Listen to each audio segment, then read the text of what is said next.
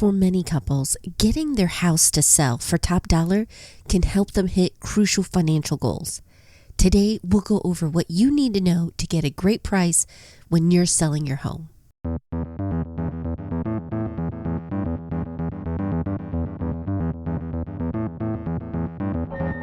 Welcome to Couple Money, a podcast focused on helping spouses get on the same page, dump their debt faster, and get on the path to financial freedom together. I'm your host, Elle Martinez. This podcast is brought to you by Coastal Credit Union. Coastal's mission is to help you live a better life by offering you a better way to bank. Learn how by visiting bankbetter.org. Before we begin, I want to give a disclaimer that this episode's topic and interview were done before the volatile landscape we find ourselves with the stay-at-home order here in North Carolina and in other states due to the coronavirus. I'm releasing it now still for a few reasons. One, at some point in the future, these restrictions will be lifted, and so now could be a good time for you to start taking steps around your place to get ready for sale. Two, I just saw a house in the neighborhood put a for sale sign up this week. And when I went online at Realtor.com, I saw dozens of new listings, including many within the last 24 hours. So people are trying to move on as best they can. And then three, with things shifting, including jobs, many couples in the relatively near future may have to move.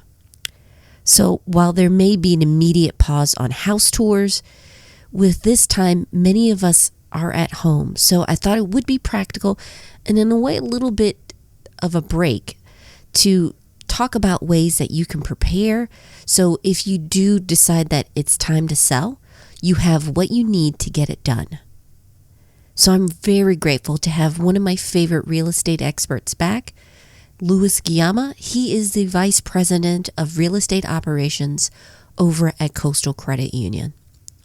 In this episode, we're going to be getting into the biggest mistakes couples make when trying to sell their home, how you can stage your home to sell for more money and faster, and how to decide whether or not you should fix or update your place to be able to sell it for more money. Let's get started.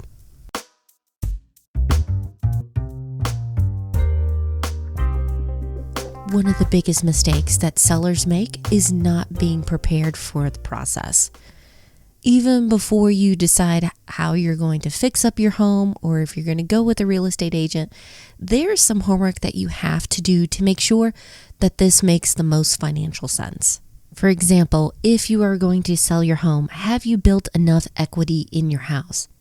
In some hot markets, some sellers have found that they've had equity simply by being there and buying at the right time, while others may be surprised that they don't have as much equity as they thought they did.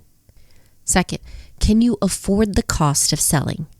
It could be that you need to rent a temporary storage unit, maybe hire some cleaners to get it ready, or if you go with a real estate agent, there's some costs with that as well, and closing has its own expenses. And then, of course, after you sell your home, what are you going to do next? Are you going to stay in the area and buy a home? Or are you going to go to another area where it may be more expensive or less expensive? Answering those questions beforehand can make you better prepared and know your next steps for selling your home. Another major decision that you have to make is how exactly are you going to sell your home? Now, I've mentioned on the podcast before, buying a home is typically the largest purchase that a couple makes. And then on the other hand, selling your home can give you that windfall, so to speak, to help you hit crucial money goals that you have.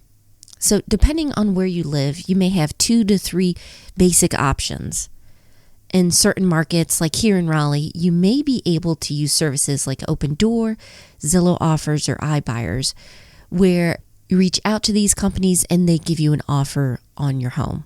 For some sellers, it's a quick and easy option that fits their schedule. But it's not available everywhere, and you may not get the price that you're looking for. The second way is selling it yourself. You've seen those signs, the FSBO, for sale by owner. Now, this entices some sellers because they feel like they can save a significant amount of money not having a real estate agent. And that could definitely be a draw for you.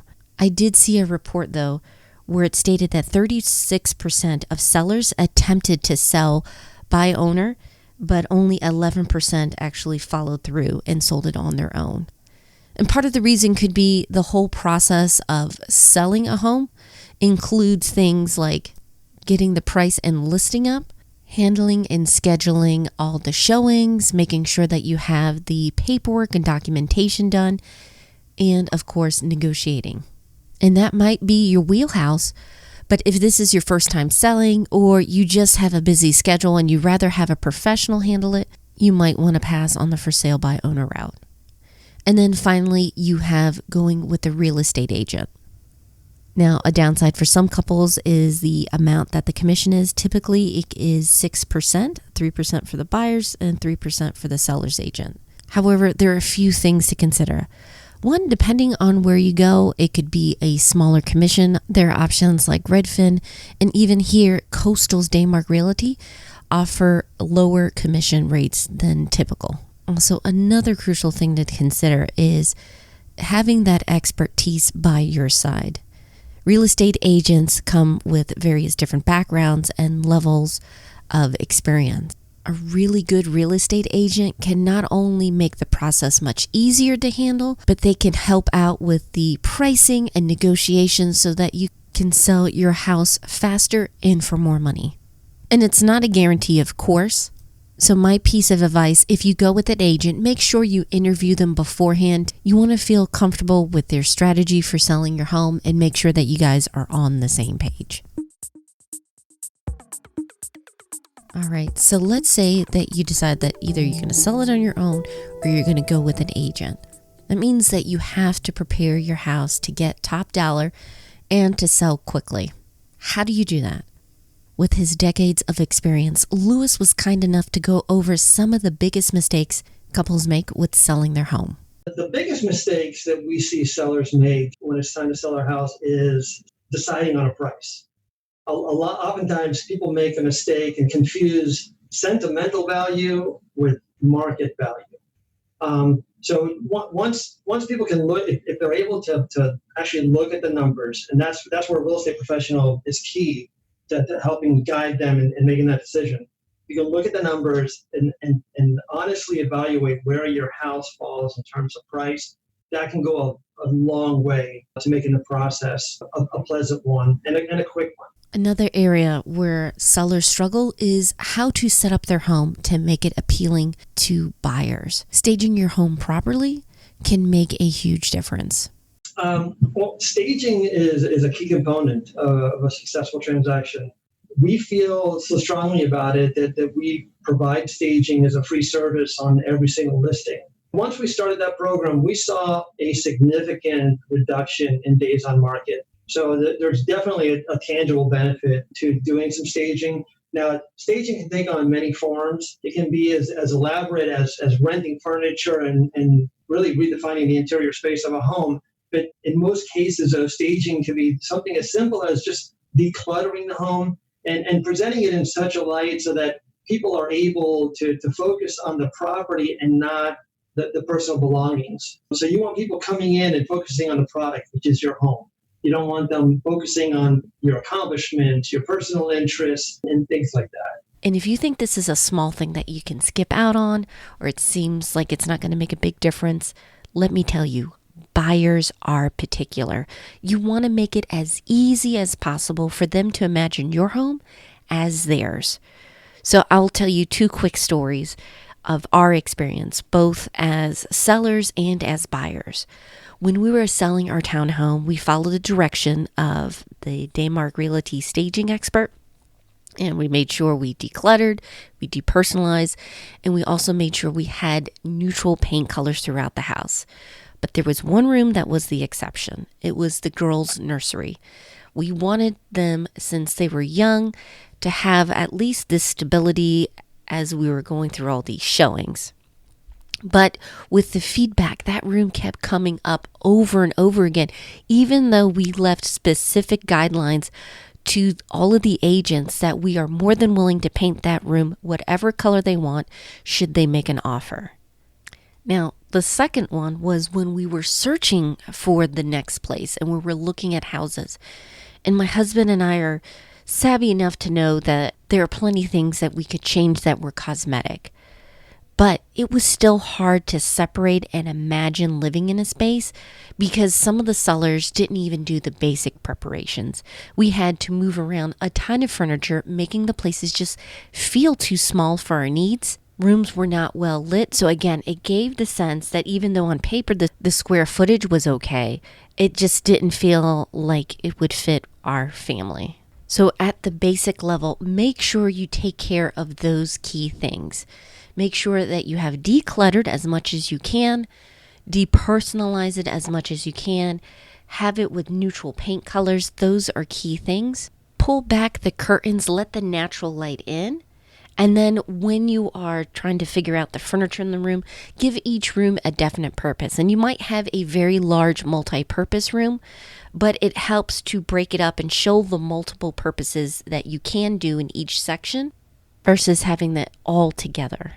Again, you want to remove any mental barriers that buyers may have about choosing your home. I can share one experience we had several years ago where a member had a property listed with an agency for 6 months and it didn't sell. They had countless showings. There was over 30 showings and it didn't sell.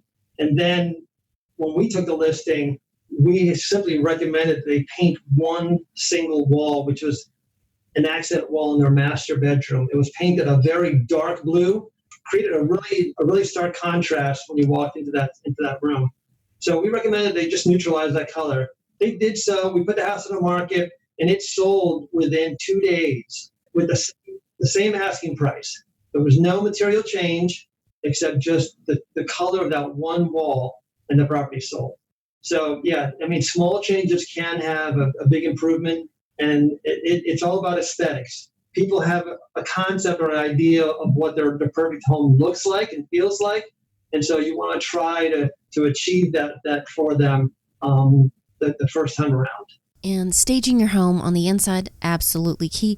But don't forget the outside, the exterior. As the buyer pulls up, what impression do they get with your home? So some things to keep a lookout for and make sure that you're on top of while you're selling your home is that you're trimming the shrubs, making sure there's no overgrown tree branches, the walkways are clear, the windows are clean. Again, we want to have that natural light coming in. You may have to do a little fresh coat of paint, plant some flowers, and if you have anything broken, maybe it's the mailbox or lights, take care of that. And speaking of small repairs, you may be wondering, do I need to do a big update to get a higher price? Or what are some things that I can do within my budget that really matter when it comes to selling my home?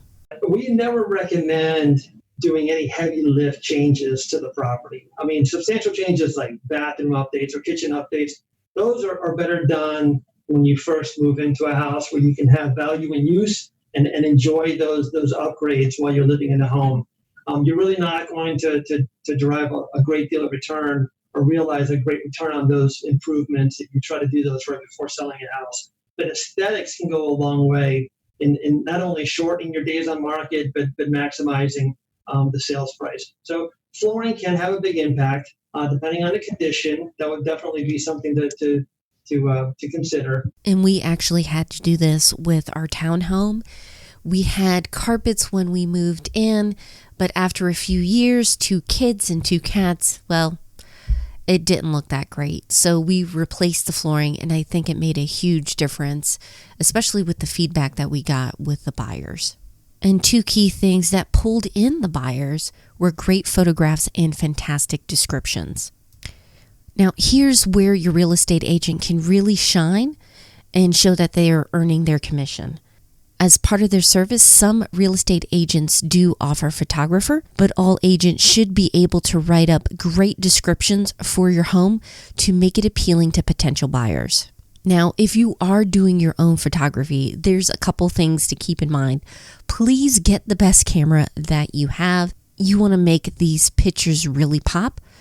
Go for a wide angle And make sure if you're trying to get the size of the room, one of the best ways you can do that is going into the corner and getting a few shots from there.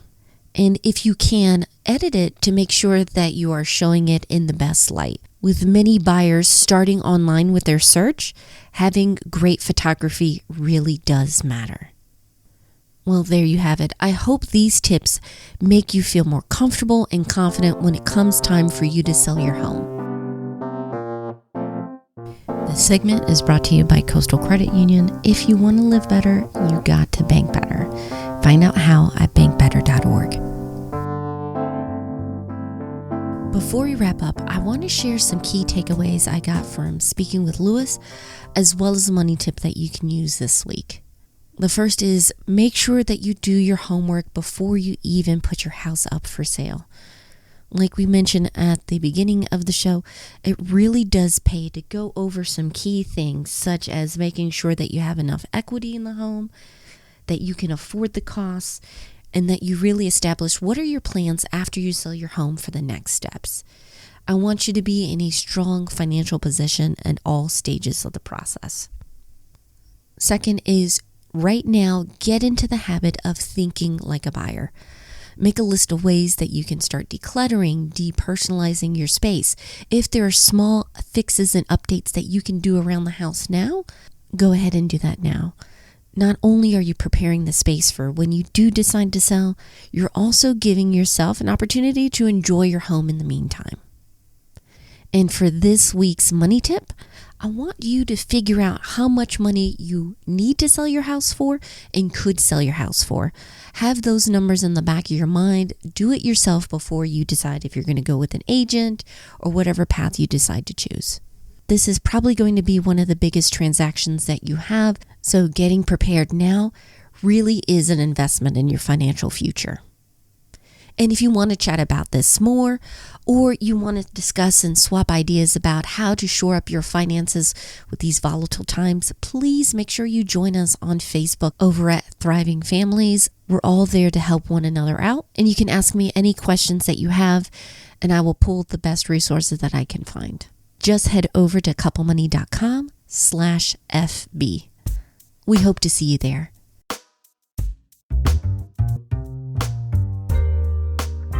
Special thank you to Louis for being a part of this episode.